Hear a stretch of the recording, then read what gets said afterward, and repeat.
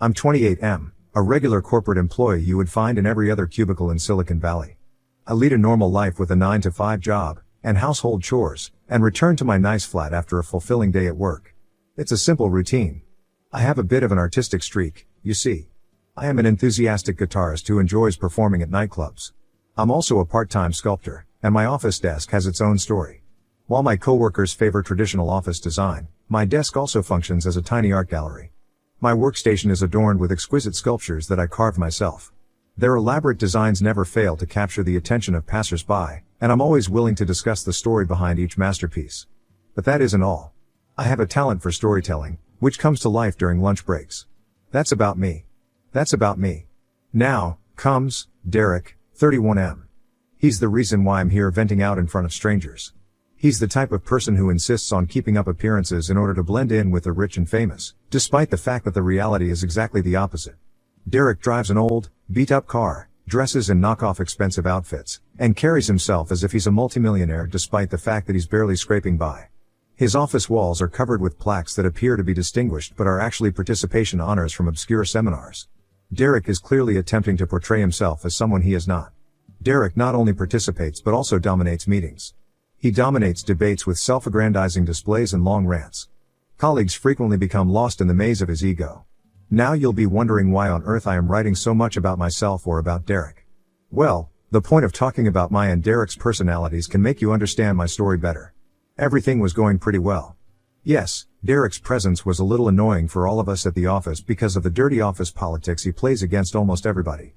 But still, I had always been maintaining a good distance from his negative presence. Until a time when our working lives turned upside down. It was the promotion time of the year and we've been waiting for a promotion announcement. It's more than simply a career move for me because I had worked really hard for it. But for Derek, it's just another step toward his ambitious goal of world control. To him, the promotion has nothing to do with my efforts or the genuine value he can provide to the role. It was like his birthright, and he was willing to go to any length to take advantage of it. The issue worsened when the CEO summoned Derek to the stage and appointed him as the new senior manager of innovation. He sweet-talked the boss and manipulated the seniors to get the promotion. The room grows silent, and I stand there, astonished, as the promotion that should have been mine slips through my fingers. Derek, on the other hand, was standing there with a smug grin on his face. Derek's vanity was on full display as he took the microphone and delivered a self-indulgent acceptance speech that had everyone in the audience rolling their eyes. Meanwhile, I stood in the corner, reflecting on all those sleepless nights spent grinding my SS for the success of this organization. My dreams have been destroyed, and I have no idea how I will handle this scenario in my next projects. Because of Derek's cold and nasty behavior, I'd scarcely ever spoken to him. But now I have to physically address him like a boss and explain all of those prospective projects to him. Not only do I have to listen to his workplace gossip and chit-chat, but I also have to bear his office politics. I hope after becoming senior manager he starts taking work seriously. Amidst all these, I have a friend Sarah, 26 FO, who always has my back at the office. She approached me with empathy in her eyes, ready to support me in my time of need. She cheered me up and motivated me not to lose hope. No, we are not a thing. She is just a comfortable place where I can talk about my worries, but I still try to be careful before oversharing. She is still my coworker and you know how things are with colleagues. That's why I'm here, where I can speak my mind without the fear of any backfire. I know office politics is real and happens everything and I'm not unique at this position, yet it feels so terrible, right? That you work hard for the whole year and someone climbs up on your shoulder just by bootlicking the boss. I hope my prior verbal encounter with Derek about his bad behavior doesn't affect our future as a team. Derek was so happy about the promotion that he announced a big party in one of the most expensive restaurants. Well, let's see how it goes.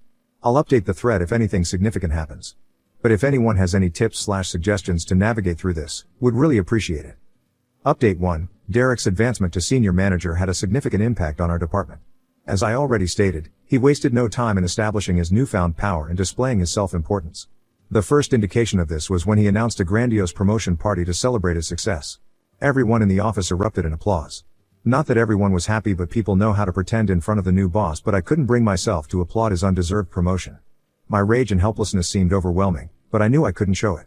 Sarah, like me, was feeling the same way. We exchanged glances and continued to watch the other clowns sing Derek's praise song. So, when Derek announced the party and we went to celebrate, I assumed it was the only issue I had to deal with. I planned to express my wishes with a fake smile and then return home. But this guy had other ideas. The day following the promotion party, an email was circulated around our team in which our new star, Derek, stated that this promotion was a credit to the team's collaborative efforts and that it was a team win and that everyone should pay for the overall party expenses. It was an act of solidarity and teamwork, in his words. This was utter rubbish. I thought everyone would be against it, and we could easily complain to the management about it. But, to my surprise, the majority of the team members had already agreed to pitch in. I mean, this is ridiculous. Why should we pay for something which we have not signed for? It was his idea to host a grand success party for himself. If he was so keen to share his achievements, he should rather share his raise with his coworkers than extort money from us in the name of collaborative effort. When I brought this up with Sarah, she told me that Derek had been making grandiose and phony promises about new ideas that would benefit all of us on the team. I sometimes wonder how easy it is to dupe people when you have power. We all understood deep down that even though he was a senior manager, he didn't have the authority to implement any of those ridiculous changes in the office, but we all had to contribute to his victory celebration, including me. I don't know how I'm going to deal with him, but it is evident that I have to find a way to collaborate with him, even if the thought makes me sick. I have to work with him if I want to stay in this company. Update 2. Guys, it's not getting any better. I assumed I'd just have to deal with this guy from 9 to 5, but he had other ideas for me. I've always felt that our personal and professional lives should never be mixed. However, I suppose this individual feels that a man should have no personal life at all. Because I found myself working late into the night, unable to keep up with the extra job Derek had brutally imposed on me. It seems that Derek had decided that I am his go-to person for overtime and extra work, and he isn't taking no for an answer. My nights, which had previously been dedicated to exploring my artistic interests, were now devoured by the demands of the office. Guitar lessons and sculpting sessions have faded into the background, replaced with countless spreadsheets, reports, and conference calls. His demands are ridiculous, and it is evident that he is abusing his power to take advantage of my loyalty to the organization. My personal life is deteriorating, and I miss the days when I could pursue my artistic interests and relax with my friends. After another long day at the workplace, I received a phone call from my best friend. He'd invited me to join him and a few old friends for a jam session at a neighborhood bar, which we used to do on a regular basis before Derek's promotion-induced work pressure took over my life. Derek was working from home that day, so Sarah suggested she finish one of my unfinished duties while I went to the party. She watched my exhaustion and frustration as I juggled my work and home duties. I felt such a relief to reunite with my friends and my music for the first time in what seemed like an eternity. I almost forgot about my miserable office life and the villain of my life, Derek. When the jam session ended, I couldn't help but think about the duties I'd left unfinished at work that Sarah had to finish. When I returned home, I was feeling restless with the thought that I couldn't let Derek's power play take over my life outside of the job. I wanted to go back to the bar and play more, but I had work on the next day. It was obvious that balancing my job and personal interests would be difficult, but I don't know why I felt I couldn't allow my artistic spirit to wither away. The next day, I woke up determined not to compromise on my personal life even if it meant defying Derek's ridiculous expectations. I left early for work so that I could talk about it with Sarah. Not only had Sarah arrived early, but so had Derek. Derek began ranting at me as soon as I walked in, telling me how the last report had been escalated because I had requested Sarah to do it on my behalf without Derek's authorization. Sarah was already sobbing and apologizing in a corner. It took me a moment to grasp the gravity of the situation. Sarah had missed a minor detail in the report which led to its escalation. Sarah and I wanted to double-check the filed report, but Derek was not a listener. He dismissed our request, insisting that it was my fault because I had left on my typical 9 to 5 office time schedule. He claimed that my extra hours were required to fulfill his lofty ambitions. Derek's purpose became increasingly clear: make himself appear good at whatever cost, even if it meant jeopardizing the well-being of his team members. I think I have to just forget about living and enjoying my personal life if I want to sustain in this company. I know a lot of you suggested that I switch the company. I know it's an easier fix, but the thing is I have worked for 5 years in this company and I don't want to leave it just because some jerk feels entitled to exploit me. I want to stay and prove my mettle. Otherwise, it would just be like running away from the situation. I don't want to give him that sense of satisfaction. Call it ego or whatever, but this is how it is. Update 3. I know it's been a long since I updated, but a lot has happened since my last update. Derek is not only making my life terrible, but practically every team member is now having problems with his method of working. Good for me to have allies. Derek's constant power play at work had pushed me over the edge, but what he did next was beyond my imagination. It was as if he sensed what I valued and decided to use it against me. Derek approached me one day, seemingly out of nowhere, with an appealing idea. "Jake, I have a very important project that I believe aligns perfectly with your skills and aspirations. It's a fantastic project, and I believe you're the right person to lead it." I couldn't believe what I was hearing. He outlined a project that I had secretly hoped to work on for years. It was an opportunity to combine my artistic talents with my professional knowledge, and I was overjoyed at the thought of making this goal a reality. I eagerly agreed to take on the job, not expecting that it would turn out to be a double-edged sword. I threw my heart and everything into this project throughout the next few months. Late nights, early mornings, and copious amounts of coffee were my daily habit. Every element was carefully made, and every aspect was carefully analyzed. I worked with Sarah, who was just as determined and passionate about the project as I was. The big day has finally arrived for the project presentation. I stood in front of a room full of colleagues, supervisors, and clients, feeling both excited and scared. I was going to reveal the finished product of my dream project, the result of countless hours of hard labor and ingenuity. Hi, as I started sharing my screen, Derek stood up, thanked me for sharing the screen, and took over the presentation, describing the project as if it were his idea. He spoke with confidence and enthusiasm, but the lack of my name struck me the most. It was as if I had never existed during the project's development. He made no mention of my involvement. Derek was now presenting my dream project I had put my heart and soul into. As the presentation ended, I was left in a state of shock. Derek got all the applause and compliments for his genius work. Sarah and I exchanged puzzled looks, knowing we'd been dealt a severe blow. Derek's manipulation had reached new heights, and my dream had been taken. It was a devastating betrayal. I don't think after this betrayal I can even stand this man. This is the highest level of betrayal I have experienced to date. I think it's high time that I do something about him or just leave this job. I know I was being preachy about not leaving the job in my earlier update because I was hopeful that I would figure out a way to sail through, but this looks really murky. Moreover, it is taking a toll on my mental peace. I have also started thinking if this job is even worth it. Update 4. After the presentation thing, I had already made up my mind to leave the position. But Sarah advised me that leaving this company would be a bad idea. Sarah believes it is past time for us to stand up to his evil intent and not allow his deception to continue. It was time to fight back, expose the truth, and get our revenge. We began to strategize, brainstorming ways to gather evidence of Derek's deceit. It was a risky endeavor, but we couldn't let him continue to thrive on lies and manipulation. The conflict between Derek and me on the other hand escalated with each passing day. He continued to display entitled and narcissistic behavior without remorse. He reveled in my setbacks, taking every opportunity to humiliate me. He made a mockery of my ideas, took credit for my work, and openly belittled my efforts. The workplace became a toxic environment, and the tension between us grew daily. But I kept quiet because the first step was to gather concrete evidence of Derek's deceit. Sarah and I decided to team up. We started our mission by meticulously documenting every interaction, conversation, and piece of correspondence related to the dream project. Every email, chat log, and document was archived, and we even began recording our conversations with Derek whenever possible, all while staying discreet and cautious. Sarah and I were diligent in our efforts, gathering a trove of evidence that showcased Derek's manipulative tactics and arrogance. We documented every instance of him taking credit for our colleagues' achievements and undermining their efforts. It was essential to build an airtight case against him. The next step was to strategize. Sarah and I spent late nights brainstorming ways to expose Derek's manipulations. We knew that we couldn't confront him directly, that would only make him more cunning and cover his tracks better. Instead, we had to outsmart him. One evening, as Sarah and I were sifting through company emails, we stumbled upon a goldmine of deceit.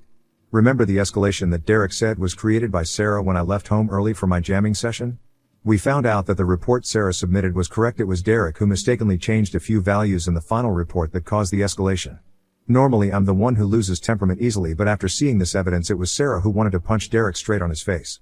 After comforting her with water and cracking some old-time jokes, we both laughed because we knew now the time was going to change for sure. So with all those shreds of evidence, we went straight to the HR and discussed everything with the HR manager. He was shocked too after knowing all this. HR, being my friend, told us that as an HR he just has the authority to issue a warning letter to him. And he will have to ask Derek to send an apology mail to both of us.